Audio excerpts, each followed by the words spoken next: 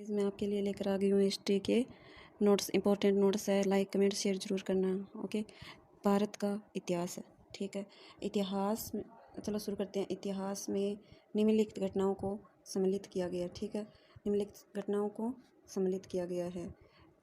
ये 4 प्रकार की है, 3 प्रकार की है। जो मानव जीवन को प्रभावित करे, भौगोलिक जीवन को प्रभावित करे, जिसमें क्रमबद्धता हो, जिसमें साक्ष्य मौजूद हो, ठीक है। जिसमें साक्ष्य मौजूद हो। साक्ष्य 3 प्रकार के होते हैं।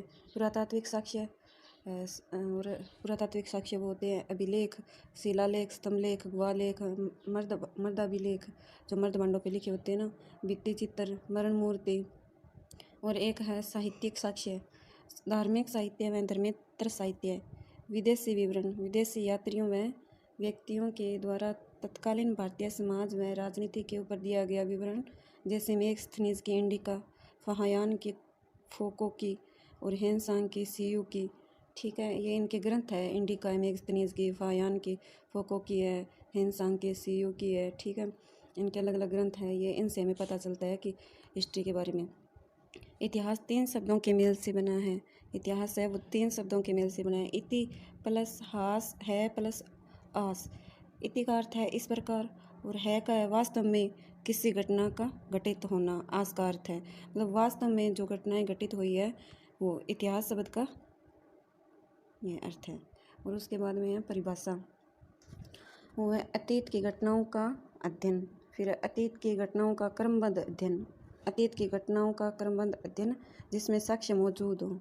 और ये मोस्ट इम्पोर्टेंट है, अतीत की घटनाओं का वर्तमान में की घटनाओं के साथ क्रमबद्ध अध्ययन जिसका साक्ष्य मौजूद हो, जो अभी भी साक्ष्य जिसके मौजूद है। इतिहास को निम्नलिखित 3 भागों में विभाजित कर सकते हैं। इतिहास है उसको कितने भागों में? 3 भागों में विभाजित कर सकते हैं, ठीक है। 3 भाग कौन कौन से है? प्राग ऐतिहासिक काल, आद्य ऐतिहासिक काल और इतिहास आधुनिक जो वर्तमान में है, ठीक है। ज्ञात इतिहास से पूर्व का इतिहास प्राग ऐतिहासिक काल कहलाता है। वह काल जिसके लिखित साक्ष्य मौजूद नहीं है, अर्थात किसी भी लिपि का उदाहरण नहीं है तथा केवल पुरातात्विक साक्ष्य ही मिलते हैं। और आद्य इतिहास है जो प्राचीन है, वह काल जिसके लिखित साक्ष्य तो मौजूद है परंतु अब तक उन्हें पढ़ा नहीं जा सकता है, जो जैसे कि ये हड़प्पा वाली है, सिंधु घाटी सभ्यता लिपि है, इसको अभी तक पढ़ा नहीं गया ना। इसी तरह आधुनिक वर्तमान जो वर्तमान में है, वह काल जिसके लिखित साक्ष्य मौजूद है और उन्हें पढ़ा भी जा चुका है। 1842 ईस्वी में कर्नाटक के रायचूर जिले के लिंगसुगर नामक गांव से कुछ पाषाणकालीन औजार प्राप्त हुए हैं। कब हुए? 1842 में, ठीक है। उसके बाद में इसी के आधार पर प्राग ऐतिहासिक काल को निम्नलिखित रूप से विभाजित कर दिया गया है। प्राग ऐतिहासिक काल को निम्न भागों में विभाजित कर दिया गया है। पाषाण काल, पत्थरों का युग, मतलब पाषाण काल का अर्थ है पत्थरों का युग, ठीक है। प्राप्त औजारों की बनावट के आधार पर पाषाण काल को निम्नलिखित 3 भागों में विभाजित कर दिया गया है। पाषाण काल, इस काल में आदिमानव की उत्पत्ति मानी जाती है। पूरा पाषाण काल है, उसमें आदिमानव की उत्पत्ति मानी जाती है। इस काल के दौरान आदिमानव की स्थिति दयनीय थी तथा वह यायावर था, घुमक्कड़ जीवन व्यतीत करता था, कभी इधर कभी उधर घूमते रहते थे। उनकी स्थिति थी वो बहुत ही यायावर थी। इस काल से आदिमानव केवल शिकार करता था। शिकार करने हेतु उसने पत्थर से औजार बनाने प्रारंभ किए। आदिमानव ने सर्वप्रथम हस्त कुठार, ये बहुत इंपॉर्टेंट क्वेश्चन है, ठीक है, का निर्माण किया, जो कि आदिमानव का प्रथम औजार बना था। आदिमानव का प्रथम औजार क्या बना था? हस्त कुठार।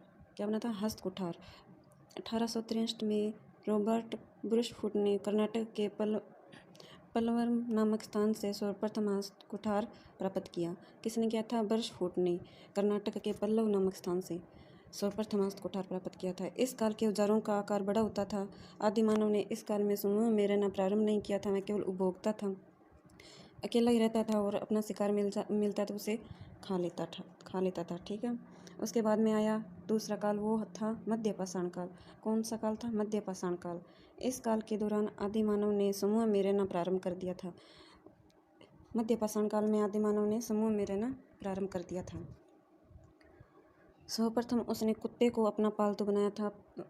सर्वप्रथम मानव ने अपना पालतू किसे बनाया था? कुत्ते को। इस काल के औजारों का आकार छोटा था। पहले से थोड़ा छोटा हो गया, जिन्हें सूक्ष्म पाषाण या मैक्रोलिव्स कहा जाता है। इस काल को मध्य पाषाण काल को सूक्ष्म पाषाण भी कहा जाता है। वैसे इस काल की आदिमानव की स्थिति यायावर थी तथा शिकार ही करता था। इसी काल में भी मानव की स्थिति थी वो यायावरी थी, घुमक्कड़ था और शिकार ही करता था। नवपाषाण काल तीसरे नंबर पे है नवपाषाण काल।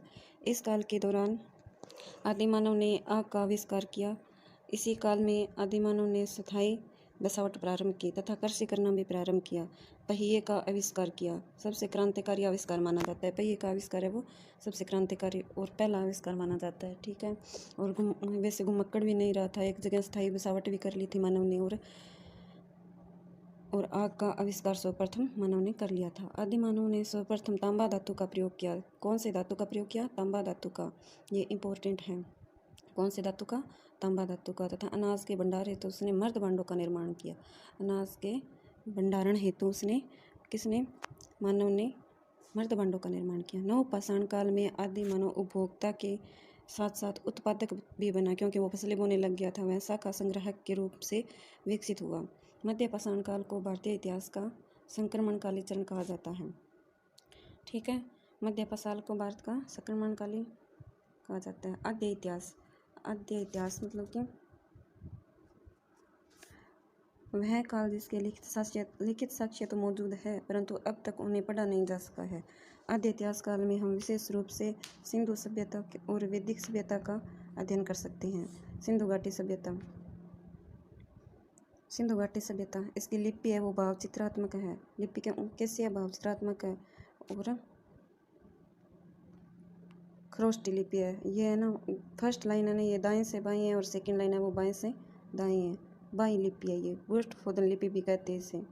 ये अभी तक पढ़ी नहीं जा सकी है। सर्पिलाकार है, गोमूत्री है, मतलब कि सर्प के जैसे जैसे सर्प चलता है वो सर्पिला, पीछे वो लाइनें बढ़ती ना वैसी है। और ये लिपि ये दाएं से बाएं लिखी जाती है।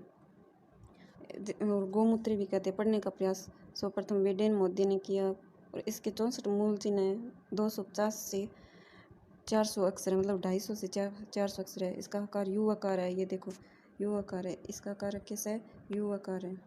ये यू आकार की है। ये देखो ऐसे इसका आकार है वो ऐसे यू का है। ये देखो मछली के चिन्ह, यू आकार के ज़्यादा मछली के चिन्ह है। साक्ष्य हड़प्पा कब्रिस्तान। अच्छा, सबसे पहले श्री नटराज ने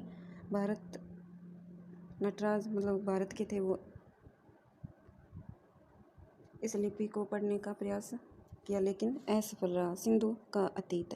अब तक संसार में निम्नलिखित 4 सभ्यताएं हुई है। मेसोपोटामिया की सभ्यता, ये नदी है दजला फरात नदी। मिस्र की सभ्यता नील नदी के किनारे। सिंधु घाटी सभ्यता सिंधु नदी के किनारे। चीन की सभ्यता हैन होंग पीली नदी के किनारे, ठीक है। नामकरण, इसका नामकरण है, इस सभ्यता हेतु 3 नाम प्रयुक्त किए जाते हैं। सिंधु सभ्यता, यह नाम सर्वप्रथम जॉन मार्शन द्वारा दिया गया, जो कि इस सभ्यता के निदेशक भी थे। सिंधु घाटी सभ्यता, यह नाम डॉक्टर रफीक मुगल द्वारा दिया गया है, ठीक है। सिंधु घाटी सभ्यता।